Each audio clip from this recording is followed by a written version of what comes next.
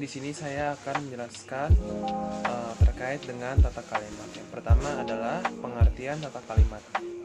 Tata kalimat adalah kaidah penyusunan kata sehingga menjadi kalimat yang baik dan benar serta mempunyai arti. Selanjutnya adalah unsur-unsur tata kalimat. Unsur-unsur tata kalimat di sini dibagi tiga. Yang pertama adalah subjek dan predikat. Subjek adalah bagian yang diterangkan predikat, sedangkan predikat adalah bagian kalimat yang menerangkan subjek. Contoh kalimatnya adalah mahasiswa sedang belajar. Di sini mahasiswa menduduki fungsi subjek, sedangkan sedang belajar menduduki fungsi predikat. Kemudian yang kedua adalah objek dan pelengkap. Objek berupa frase nomina atau pengganti frase nomina, sedangkan pelengkap berupa frase nomina, verba, adjektiva, numeralia, preposisi, dan pengganti nomina. Contohnya adalah dia sedang membenahi kamarnya. Dia berfungsi sebagai subjek, sedang membenahi menduduki fungsi predikat, dan kamarnya merupakan objek. Kemudian kalimat yang memiliki pelengkap adalah contohnya yaitu paman berjualan sayuran. Paman di sini berfungsi sebagai subjek, berjualan sebagai predikat, dan sayuran sebagai pelengkap. Kemudian yang ketiga dan terakhir ada keterangan. Keterangan adalah bagian kalimat yang menerangkan subjek, predikat, objek, atau pelengkap. Contoh kalimatnya, hari ini mahasiswa mengadakan seminar di auditorium. Hari ini dan di auditorium merupakan keterangan. Mahasiswa menduduki fungsi subjek, mengadakan merupakan predikat, dan seminar adalah fungsi objek.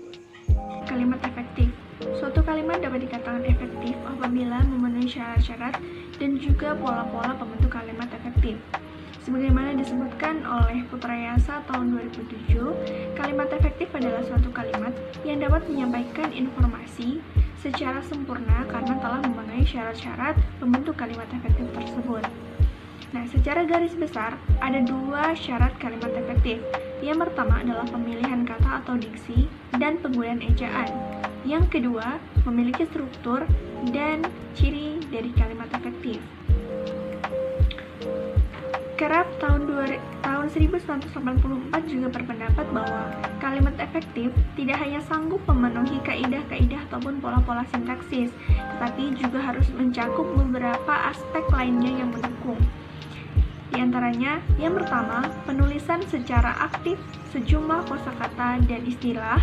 Yang kedua, penguasaan kaidah-kaidah sintaksis yang aktif dan produktif. Yang ketiga, kemampuan mencantumkan gaya yang paling sesuai untuk menyampaikan gagasan. Dan yang keempat, tingkat penalaran ataupun logika yang dimiliki seseorang.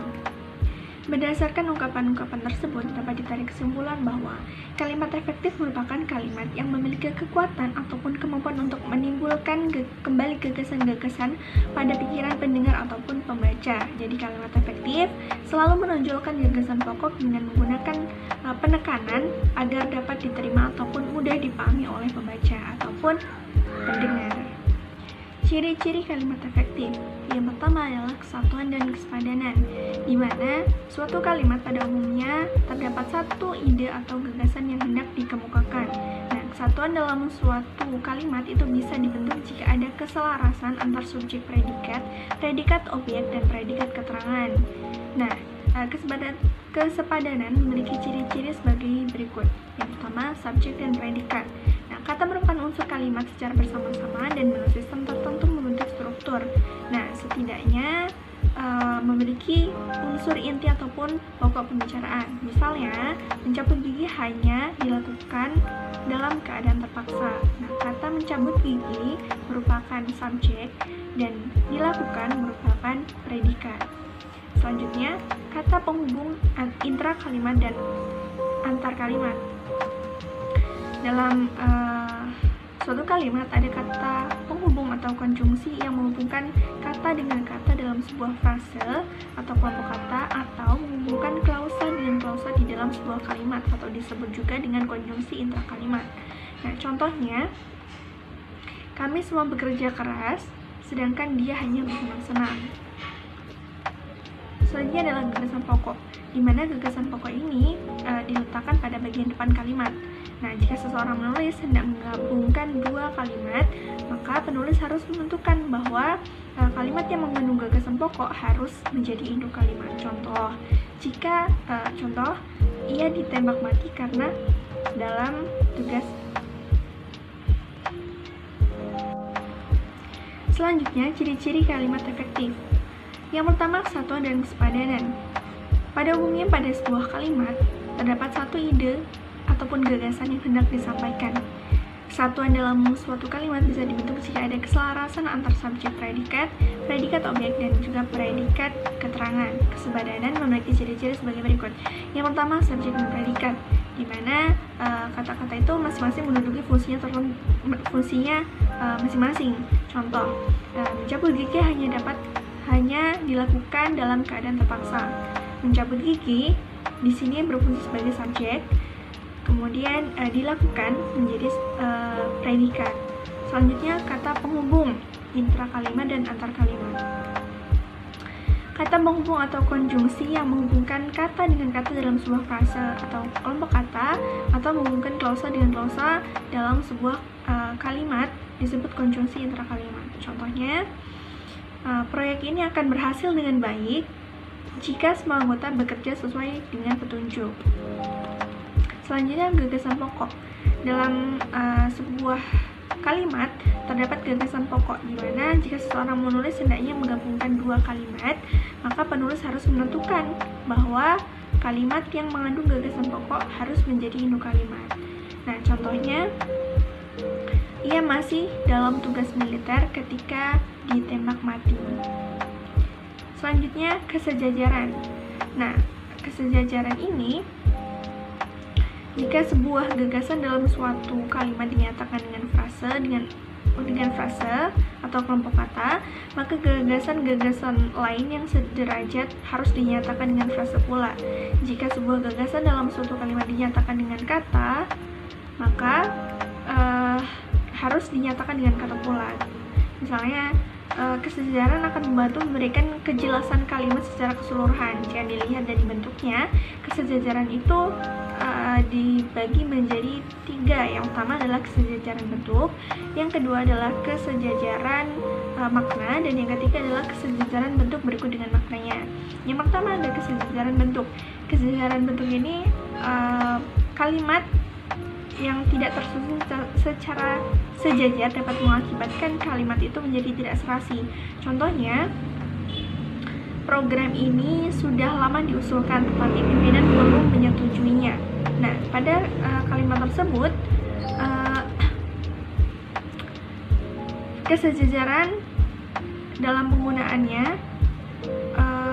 penggunaan bentuk kata kerja pasif diusulkan yang dikontraskan dengan bentuk aktif menyetujui agar menjadi kalimat sejajar. Bila bagian yang pertama menggunakan bentuk pasif, hendaknya bagian yang kedua juga harus bentuk pasif. Sebaiknya jika yang pertama aktif, maka berikutnya juga aktif. Sehingga apabila kalimat tersebut diperbaiki, maka akan menjadi kalimat berikut, yakni program kerja ini sudah lama diusulkan tetapi belum disetujui pimpinan, atau kami sudah lama mengusulkan program ini tetapi pimpinan belum menyetujuinya. Selanjutnya adalah kesejajaran makna. Nah, kesejajaran makna contohnya adalah pembangunan jembatan yang diperkirakan menghabiskan dana sekitar 1 miliar rupiah akan dibangun tahun depan. Nah, pertanyaannya adalah, mungkinkah pembangunan itu dibangun? Nah, jawabannya tentu tidak, karena pembangunan lazimnya dilakukan atau dimulai, bukan dibangun. Oke. Selanjutnya, kesejajaran bentuk dan makna. Nah, di mana beberapa gagasan yang bertumpuk dalam satu pertanyaan akan mengaburkan kejelasan informasi yang diungkapkan sehingga pembaca akan mengalami kesulitan dalam memahaminya. Contohnya, menurut beberapa pakar arkeologi menyatakan bahwa Candi Borobudur dibangun pada masa dinasti Shailendra. Nah, ketidaksejajaran bentuk dan juga makna pada kalimat tersebut itu dilakukan oleh pemakaian bahasa. Penyebab ketidaksejajaran itu adalah penggunaan kata menurut yang diikuti ungkapan mengatakan bahwa. Nah, seharusnya jika sudah menggunakan kata menurut, maka ungkapan menyatakan bahwa tidak perlu digunakan lagi. Sebaiknya jika sudah menggunakan ungkapan menyatakan bahwa, maka menurut tidak perlu dipakai lagi. Jadi ketika kalimat tersebut diperbaiki, maka akan menjadi kalimat sebagai berikut, yakni menurut beberapa pakar arkeologi, Candi Borobudur dibangun pada masa dinasti Sailendra. Selanjutnya adalah penekanan. Nah, setiap kalimat memiliki sebuah gagasan pokok. Nah, inti pikiran ini biasanya ingin ditekankan oleh penulis ataupun penutur, sehingga seorang pembicara akan memberikan penekanan pada bagian ataupun kalimat dengan memperlambat ucapan, meningkatkan suara, dan sebagainya. Nah, penekanan dalam suatu kalimat ini merupakan suatu upaya pemberian aksentuasi, pementingan ataupun pemusatan perhatian pada salah satu unsur ataupun bagian kalimat, agar unsur atau bagian kalimat tersebut yang diberikan penegasan itu mendapatkan perhatian dari pendengar ataupun pembaca. Dalam penulisan ada beberapa cara untuk memberikan penekanan pada kalimat. Yang pertama adalah meletakkan letak frase, pemindahan letak frase. Nah, di sini contohnya adalah Profesor Dr. Herman Yohanes berpendapat salah satu indikator yang menunjukkan tidak efisiennya Pertamina adalah rasio yang masih timpang antara jumlah pegawai Pertamina dan produksi minyaknya. Selanjutnya, pengulangan kata-kata yang sama. Nah, pengulangan kata dalam sebuah kalimat kadang-kadang diperlukan dengan maksud memberikan penegasan pada bagian ujaran yang dianggap penting. Tetapi pengulangan kata yang demikian dianggap dapat membuat maksud kalimat menjadi tidak jelas. Contohnya, pembangunan dilihat sebagai proses yang rumit dan mempunyai banyak dimensi. Tidak hanya berdimensi ekonomi, tetapi juga dimensi politik, dimensi sosial, dan dimensi budaya. Nah, pada kalimat tersebut lebih jelas maksudnya dengan adanya pengulangan pada bagian ataupun kata yang dianggap penting. Selanjutnya adalah penghematan dalam mempergunakan kata. Nah, kehematan dalam sebuah kalimat efektif merupakan penghematan dalam pemakaiannya, ataupun pemakaian kata, frase, ataupun bentuk lain yang dianggap tidak perlu. Nah, kehematan itu menyangkut tentang gramatikal ataupun makna kata. Kehematan dengan adanya jumlah kata yang digunakan dengan luasnya jangkauan makna yang diaju. Nah, adapun unsur-unsur penghematan kata sebagai berikut. Yang pertama adalah pengulangan subjek kalimat. Nah, contohnya, pemuda itu segera mengubah rencananya setelah dia bertemu dengan pemimpin perusahaan itu. Nah, jika kalimat tersebut diperbaiki, maka menjadi pemuda itu segera mengubah rencana setelah bertemu dengan pemimpin perusahaan itu. Kemudian, selanjutnya hiponim dihindarkan. Nah, dalam bahasa, ada kata yang merupakan bawahan makna kata atau ungkapan yang lebih tinggi. Jadi, di dalam kata makna tersebut terkandung makna dasar kelompok kata yang bersangkutan. Contohnya, bulan Juli tahun ini, Unila mengadakan semester pendek atau SP di semua jurusan yang ada di FKIP. Selanjutnya adalah penghilangan bentuk yang bersinonim. Nah, dua kata atau lebih yang mengandung fungsi yang sama itu dapat menyebabkan kalimat menjadi tidak efektif. Selanjutnya, penghilangan bentuk yang bersinonim. Dua kata atau lebih yang mengandung fungsi yang sama itu dapat menyebabkan suatu kalimat menjadi tidak efektif. Contohnya, kita perlu bekerja keras agar supaya tugas ini dapat berhasil. Nah, kalimat itu menjadi tidak penting karena ada dua kata yang fungsinya sama, yaitu agar dan supaya. Nah, jadi ketika diperbaiki, maka kalimat itu menjadi kita perlu bekerja keras agar tugas ini dapat berhasil. Selanjutnya adalah penghilangan makna jamak yang ganda. Nah, penghilangan makna jamak ini seperti semua, segala, seluruh, beberapa, para, dan segenap. Itu dapat menimbulkan ketidakefektifan kalimat jika digunakan secara bersama-sama. Contohnya, semua data-data itu dapat diklasifikasikan dengan baik. Selanjutnya, pemakaian kata depan jari dan daripada. Dalam bahasa Indonesia kita mengenal kata depan dari dan daripada, selain ke dan di. Penggunaan dari dalam bahasa Indonesia dipakai untuk menunjukkan arah ataupun tempat, asal ataupun asal-usul, sedangkan daripada berfungsi untuk membandingkan suatu benda dengan dengan benda ataupun hal lain. Contohnya, Pak Ridwan berangkat dari Lampung pukul 14.00 waktu Indonesia Barat. Selanjutnya adalah kevariasian dalam struktur kalimat. Kelincahan dalam penulisan tergambar dalam struktur kalimat yang digunakan. Ada kalimat yang dimulai dengan subjek, ada pula yang dimulai dengan predikat ataupun keterangan, ada kalimat yang pendek, ada kalimat yang panjang. Kevariasian itu yang akan membuat pendengar ataupun pembaca menjadi tidak bosan. Adapun ciri kevariasian akan diperoleh jika kalimat yang satu dibandingkan dengan kalimat yang lain. Kemungkinan variasi kalimat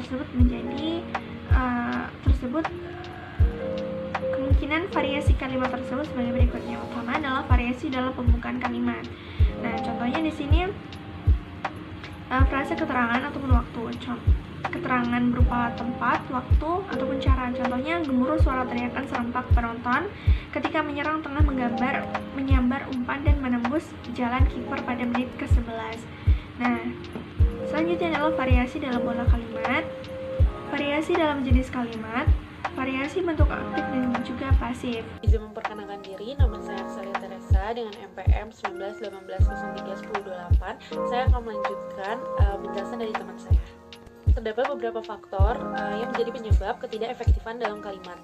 Yang pertama ada kontaminasi atau kerancuan. Kalimat yang rancu ini berarti kalimat yang kacau atau kalimat yang susunannya tidak teratur sehingga informasi yang disampaikan tidak bisa dipahami. Contoh kalimat rancu yaitu murid-murid dilarang tidak boleh merokok. Itu adalah kesalahan dari kerancuan kalimat yang seharusnya murid-murid dilarang merokok.